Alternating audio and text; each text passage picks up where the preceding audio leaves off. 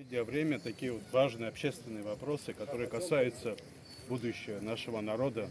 Мы мало обсуждаем, мало собираемся. Вообще практика собраний таких и обсуждений, это практика очень присуща абхазскому народу. Это политические традиции, которые были заложены достаточно давно. У нас это нормальное явление. Народ всегда собирался и обсуждал очень важные судьбоносные вопросы. Здесь до меня, в принципе, уже все сказано, что можно было по этому поводу сказать. Единственное, на что я хочу обратить внимание, я хочу всем напомнить, в какой ситуации абхазы жили до начала войны. Может быть, кто-то из нас забыл, какую возможность мы имели приехать в Сухуми, какую возможность мы имели получить участок в Сухуми. Вот я помню период перед войной, из-за волнений, из-за борьбы нашего народа абхазцам выделили участки в районе мусорной свалки, если вы помните. И то небольшому количеству людей. Вспомните, какое отношение к нам было, к нашему образованию, к нашим школам, к нашим возможностям, насколько были ограничены возможности наших детей в учебе, возможности карьерного роста. Самый главный фактор, который мы вот при этом законе можем потерять, это не деньги. Самое главное, что мы можем потерять, это землю. Если у вас нет земли, значит, вы здесь не живете. Вот давайте кто-нибудь из вас, может, кто сколько земли имеет в Москве? Поднимите руки, скажите, кто-то может иметь землю в Москве. Может, кто-то из вас имеет землю в Сочи. Если у вас есть земля, и вы способны, вы на ней стоите, значит, вы представляете уже какое-то значение.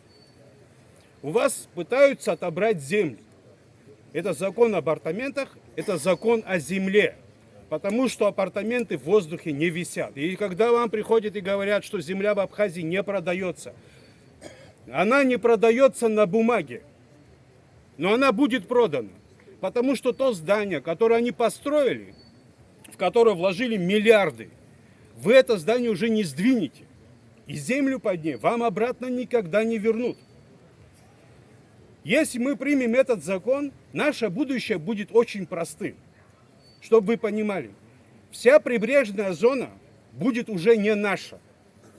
Потому что цены на недвижимость вырастут. У нас огромный объем проблем. В каждой семье проблемы. Если у нас есть какие-то небольшие участки, люди будут их продавать, пытаясь решить свои проблемы, надеясь, что они встанут благодаря этому на ноги. В конечном итоге все, что у нас есть вдоль берега, мы потеряем. Вернемся, уедем в предгорье, если нам позволят еще, если они до туда тоже не дойдут. Уже дошли. Ну да, уже дошли, уже доходят. Вот это самое главное. Когда вам говорят, что вы заработаете, что у вас будет... Слушайте, нам 30 лет говорят, что мы заработаем. 30 лет нам рассказывают о том, вот мы вот это примем, и все, завтра вот посыпется сверху деньги. Ни разу с нами такое не случилось. Вот, я не знаю, майнинг они хотели, помните, они майнингом хотели заняться. Вот здесь жили, кредиты железной дороги вспомнили, проекты разные, нефть хотели не добывать. У нас, к сожалению...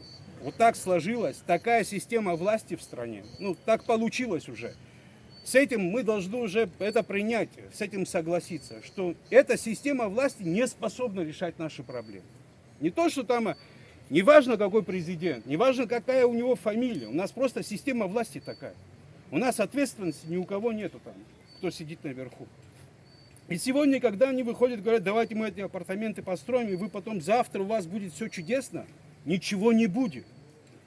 Завтра у наших детей возможности купить землю не будет. Но это не самое главное. Бог с ним. Сегодня вот, появляется новое поколение. Новое поколение совершенно молодых. И сегодня, знаю, 12, 13, 15 лет. В этом поколении есть пассионарная часть. Вот когда она вырастет, и мы потеряем вот эти земли, она вырастет, они зададут друг другу вопрос. А почему наш народ не имеет возможности на своей родине жить как нормальный, цивилизованный, как, иметь доступ к благам? Мы сегодня закладываем этим законом условия, чтобы завтра наши сыновья, наши дочеря взяли в руки оружие и начали новую войну. Вы понимаете, что мы делаем? Мы делаем то же самое, мы создаем сегодня собственными руками такую же ситуацию, которая у нас была в 92 году. И если люди, которые сидят наверху, не понимают, что через 10, через 20 лет эта ситуация может возникнуть, значит, извините меня, я скажу, этим людям наплевать на это поколение. И на нас, и на наших детей. Другого варианта быть не может.